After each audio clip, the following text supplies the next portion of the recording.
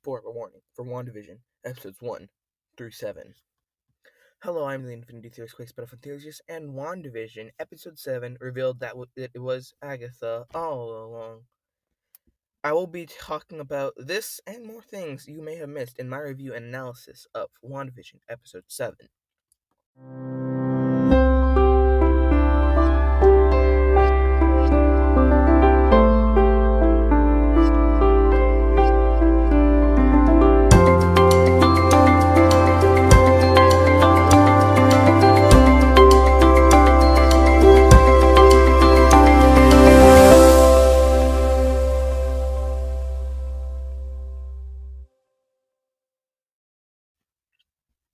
As always, I'll start with my notes. First is what Wanda calls her quote-unquote punishment.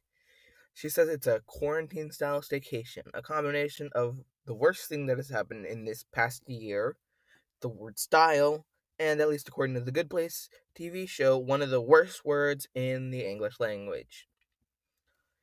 I just wanted to mention that in case it was important. Probably won't be, but still. When the milk container was glitching out, it showed a picture of a missing kid at one point. Don't know what this means? Thought I would share it. Also in the scene was cereal. It looked like it was just Lucky Charms marketed as Sugar Snap Snaps, probably being a reference to the blip.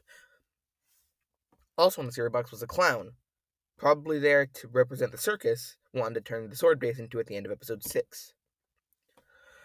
This episode is mostly based off of The Office, Modern Family, and one other sitcom that I can't remember the name of.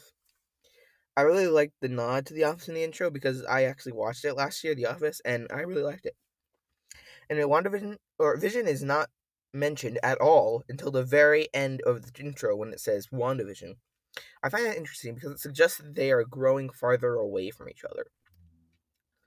Wanda tells the kids she is starting to think that everything is meaningless. Time for depression and eventual insanity, I think. I've been saying for weeks, and I'm not the only one who has, but Wanda is definitely going cuckoo for Cocoa Puffs.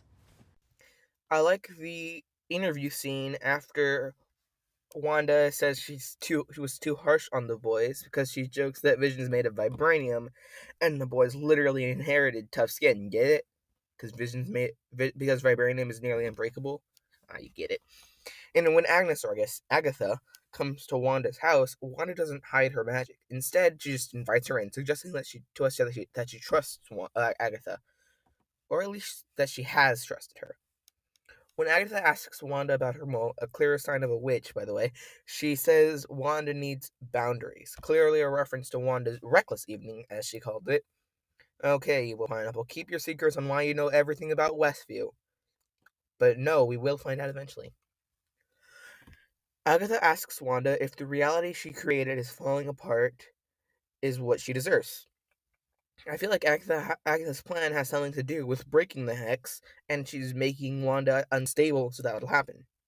Now, this script was written before I saw episode 8, so if I'm right about this, which I know I'm not, I might be, who knows, it could be revealed in episode 9, it isn't a spoiler, it's just a theory, because remember, this is before episode 8 and 9 if I'm right about this. Next, depression medication is the ad for episode 7, and I think this is a great ad. It combines Wanda's depression and imminent insanity with her being a Nexus being. To understand what a Nexus being is, you first have to understand the Nexus of all realities. Now, I'm not an expert on Marvel multiversal terms, so forgive me if I get something wrong. Essentially, the Nexus of all realities is the gateway to every reality, including realities between realities, which I have no idea what that means. And is there like an Earth 616.5 or something? I don't know. Is Westview a reality between realities? I would think Westview is more of a pocket dimension. Anyway, there's typically one Nexus being per reality. What Nexus beings can do is rewrite reality to their liking, like Wanda did in House of M, or in Westview. And they are not tethered to one reality like the rest of us are. Did you get that? Hope you did, because I'm moving on. On Darcy's dashboard in the funnel cake truck is a Hula Girl toy thing. The same thing Daisy had on the dashboard of her van in Season 1 of Agents of S.H.I.E.L.D. That's right, bringing back AOS. Like some people desperately want Mephisto to show up in WandaVision, I want a quick spinoff. Again, I'll be a supporter of this for at least until Marvel finally caves and gives it to us. In Agatha's house, we see Senior Scratchy and a cicada. Now, I pointed out what Senior Scratchy could mean in my episode 1 and 2 video, but if you haven't seen it, I said he could either be Mephisto, Marvel's devil, or Nicholas Scratch.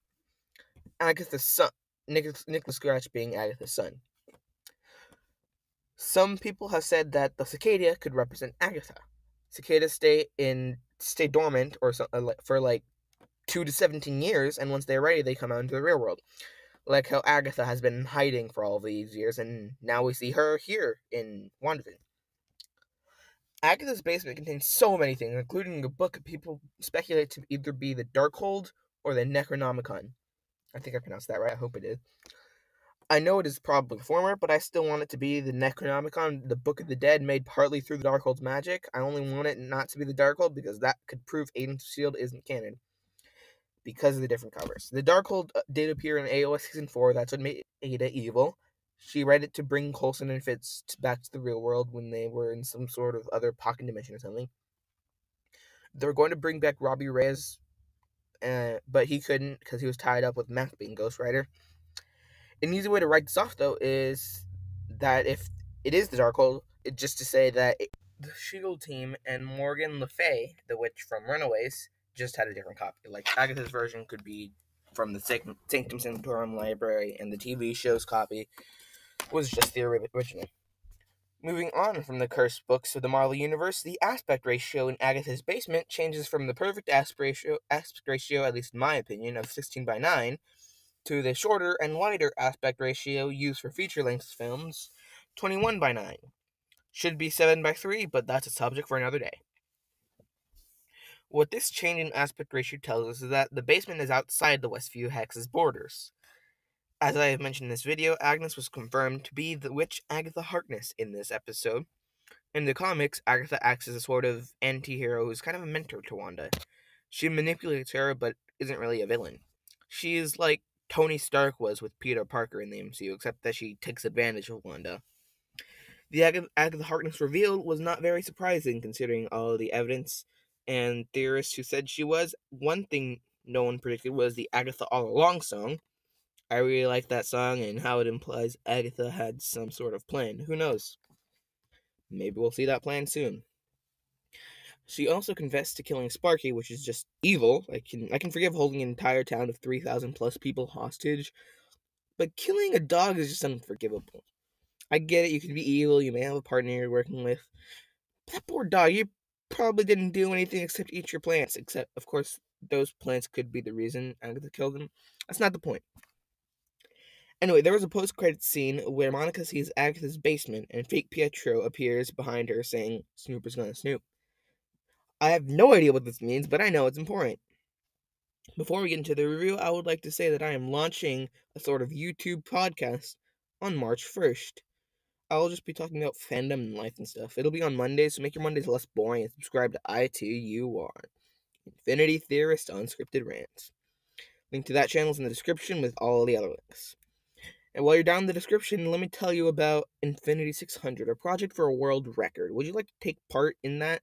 If you would, sign up. It's completely free, and you'll be in the longest video on YouTube. 600 people, 600 hours. We can do this. Full rules are on the website. 2 more things in the description: my live channel and my Instagram.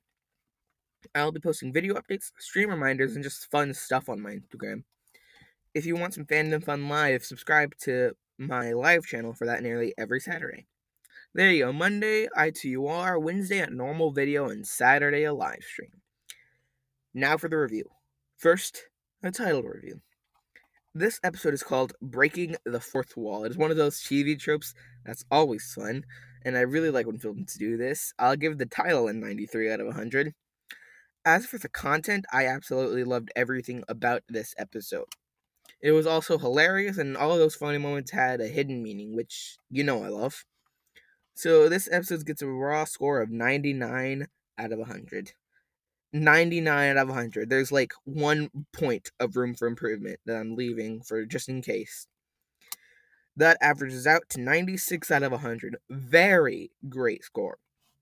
Alright, if you want to watch another video, you can click the top left, top right, and bottom left corner of the screen. Before you do that, click the bottom right corner of the screen. Subscribe. So, and then click the click the bell so you can be notified when I upload more videos like this, and also subscribe to my other channel so you can see those content. Alright, that's all I have for today. Goodbye.